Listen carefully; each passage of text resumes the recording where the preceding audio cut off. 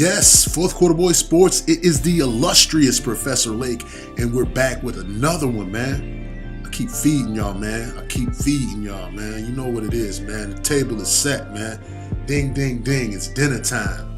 Yo, getting right back into the flow of things with the positional analysis. We are going to cover the long-awaited wide receiver position, an area where the Bears have made some significant changes. Before we jump right into it, I want to give you guys a big thank you for all the encouragement, all the good comments, all the back and forth banter we've been having about the Bears during this off season. As much as you guys think that I'm helping you out by feeding you this information and just talking about the Bears day to day, you're on your ride home from work and you just want to hear some Bears talking, all they're talking about is the Cubs and the Sox. Nothing against those two teams, but this is for die-hard, blue and orange bleeding Bear fans that only think about the Bears as far as Chicago sports goes. So, as much as you think I'm getting you through this offseason, you guys are getting me through this offseason. So I want to give you guys a big shout out, a big thank you. You know, my subscribership is growing and I appreciate it, man. We've got a steady movement of really good fans, a really good following. And this is different from a lot of guys who got thousands and thousands and thousands. Now, don't get me wrong, I'd love to have thousands of followers, but I know that the people who subscribe to my channel, watch the videos, and, you know, a loyal following is just better than fair weather friends. So, appreciate y'all. But let's jump into the wide receiver group. You know, I'm predicting Allen Robinson will be our starting one receiver. The number 2 receiver, I've looked on some websites to have Kevin White slotted there, but I don't think that will be the final choice game 1. And at our slot spot, I see Taylor Gabriel as that slot receiver guy that you're going to have to account for every time he's on the field. So I think he will be holding down that position. But behind Allen Robinson, we got a guy named DeMarcus Ayers, Benny Fowler, Marlon Brown, Garrett Johnson. DeMarcus Ayers, Benny Fowler, and Marlon Brown are guys that we picked up out of free agency that previously were with other teams. And Garrett Johnson's an unsigned rookie free agent looking to make the roster some kind of way, whether it be practice squad, whether he be the 6th guy playing wide out. Behind Kevin White, we got Josh Bellamy, Tanner Gentry, Javon Wims, and Shaq Rowland. You know, Josh Bellamy and Tanner Gentry have been with us already. Bellamy, the wily veteran that somehow continues to make the Bears team. And Shaq Rowland, another unsigned rookie free agent that we picked up this year. Behind Taylor Gabriel, we have Anthony Miller and Matt Fleming. I don't know a lot about Matt Fleming. If you know a little bit about Matt Fleming, let me know. I think he's an unsigned rookie free agent as well, or he was invited for a tryout. But if you know anything about him, his college experience, where he comes from, you know, leave it in the comment section. You know, I'm always willing to grow. The biggest room in the world is the room to grow. But when you get into the lineup, the starters, Allen Robinson, a questionable Kevin White, and a Taylor Gabriel, I postulate that Anthony Miller will be moving to that number 2 spot and moving ahead of Kevin White. Let's talk about Allen Robinson a little bit. His best season was in 2015, where he had 80 receptions, 1,400 yards receiving, 17.5 yards per catch average, and he had 14 touchdowns. This is what they call his breakout season. His following season, the numbers really didn't match up to the 2015 season, but he definitely has potential. Hasn't played with some of the more talented quarterbacks in the NFL, but what you do see out of Allen Robinson is a guy who's quick, he's tall, he gets in and out of his routes. You can watch him in his release, he gets a lot of space, he has long arms, he has great jumping ability, he wins a lot of 50-50 balls. It's definitely an upgrade from what we had last year. I think he can be better than Cameron Meredith. You know, I like Cam Meredith. We didn't have him all last season, so what we were working with last season, this is definitely an upgrade. This is a position that couldn't be neglected another year, and I like Ryan Pace for being able to solidify Allen Robinson as a Chicago Bear. Currently, from what I'm hearing, he's still nursing his knee injury. They're playing it safe, and again, I think they want to see him game one. He's been in the classroom enough. I'm sure he's playing 7-on-7 a little bit from time to time, but as far as playing against defenders, I think they're pulling him out of those drills. But I think he'll be ready game one. He'll be ready game one. When you talk about Kevin White, we'll go there because they have him listed as the number one receiver. You know, another guy that has hella potential, but injuries have stood in the way of him developing into that wide receiver that you could go to at any time. We really haven't seen a lot of Kevin White and what his strengths are and how he could benefit the Bears by maintaining a roster spot. A lot of guys want to give up on Kevin White. I'm not gonna lie. I'm right on the fence with that. Because from my perspective, you know, once you become a Bear, I want to see you be successful. I want to see you have a flourishing career. And just honestly, I don't want him to go out like that due to injury. You know, let's find out if he's any kind of NFL player, if he could play through a good season and beat some cornerbacks, catch a couple touchdowns, and we'll just see where it's at. I hope he makes the team. I think he will. Not as the number one starter, not over Allen Robinson, but I don't see him as the guy I want to throw on the field game one. I look at him as a backup. The last starting wide receiver that we'll talk about is Taylor Gabriel. Now, Taylor Gabriel, 2017, he had 33 receptions for 378 yards total, 11.5 yards per catch, which is a dip from his previous season. And he caught one touchdown last year. Those are not very impressive numbers. You know, with the introduction of Gary Sarkisian, I think his name is, for the Falcons, that was their new offensive coordinator. You know, I think there was some getting used to, some kinks that needed to be worked out.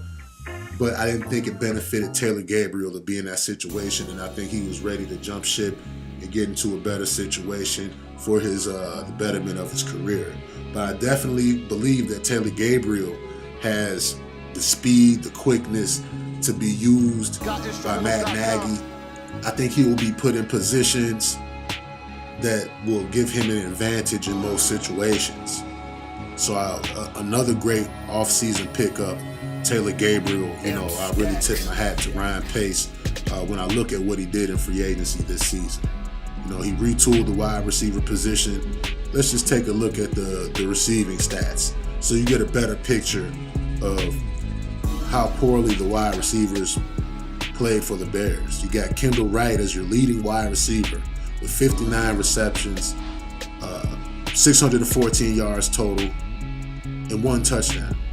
Tariq Cohen, who's not even a wide receiver, caught the second most receptions last season with 53. 353 yards total and one touchdown as well. As much as we like to rag on Josh Bellamy, he's the next guy with the most receptions at 24, one touchdown. Dontrell Inman, 23 and one touchdown. And we didn't even have him at the beginning of the season. You go on down the line and the numbers just look worse and worse and worse.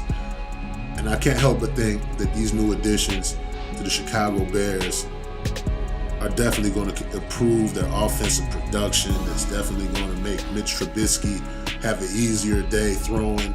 Our wide receiver group was utterly atrocious last year. And we'll just stop talking about last year and move into these second string wide receivers. And will they move up the depth chart? I think one of them might.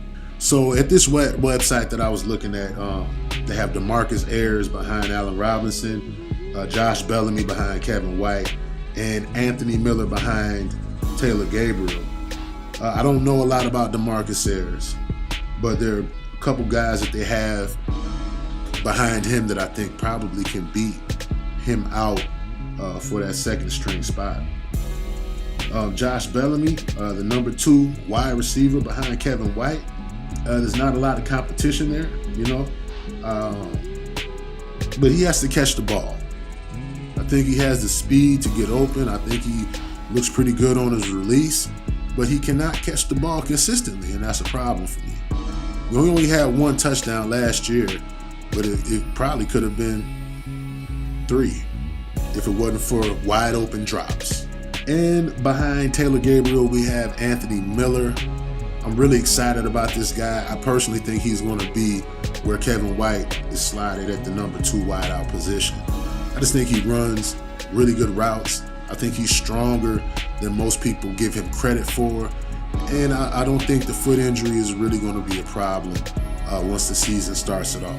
He says he's fully healthy, and they're just playing it safe as well, because these are going to be intricate parts of Matt Nagy's offense. So the more and more we get closer to the beginning of the season, I think that you'll see his role increase. I think you'll see this depth chart change a lot more. Now, there's a couple guys that are going to be battling for either the 6th receiver spot, the 5th and 6th receiver spot, in my opinion. So I definitely believe Allen Robinson is staying with the team. Taylor Gabriel is going to be with the team. Anthony Miller is going to be with the team. I actually have a guy named Javon Wims. We drafted him in the 7th round this year. I think he will make the team. And I also believe Kevin White and Josh Bellamy will make the team. Those are the guys, the 6 wide receivers that I believe can get on the field and make some plays. And yeah, we're keeping Josh Bellamy for special teams reasons. You know, I think he'll move further out this wide receiving lineup. The more guys like Javon Wims makes plays, if Kevin White can prove to be a serviceable wide receiver to give some guys a breath, I think he'll assume his normal role for the Chicago Bears. Now, as for guys like DeMarcus Ayers, Benny Fowler, Marlon Brown, Garrett Johnson, Matt Fleming, Shaq Rowland, it's going to be a battle. There's definitely spots that can be used on special teams or the practice squad, and that's where I look at these guys actually landing. But with that in mind, you look at the production from the receiving end as a whole. Last year there were 13 touchdowns thrown total for the whole season, and that's got to be better. It's got to be better. Right now, we got the athletic ability. I think we definitely made an upgrade across the board in our wide receiver room. Very curious to see how Mark Helfrich, Mike Furrier are able to get together and devise some route running, some plays that will really excite Bear fans this 2018 season. Matt Nagy gave Mitchell Trubisky some tools this year. And again, the faster Mitch can pick up this offense, the better off it'll be for a lot of these wide receivers. It's going to be an interesting season this year. I'm looking forward to seeing some good wide receiver play for the first time in a long time. Since we had Brandon Marshall and Alshon Jeffrey. It's about the last time we had a downfield aerial attack. So with that in mind, as Fourth Quarter Boy Sports, I am the illustrious Professor Lake. Like, comment, share, subscribe. And I will be following up with you guys with another position group. I haven't decided quite yet, but I think I'll move along and do the tight ends, and then we'll go back to defense and do the secondary. But Fourth Quarter Boy Sports, I am the illustrious Professor Lake. Like, comment, share, subscribe. Holla back at your boy. I'm out.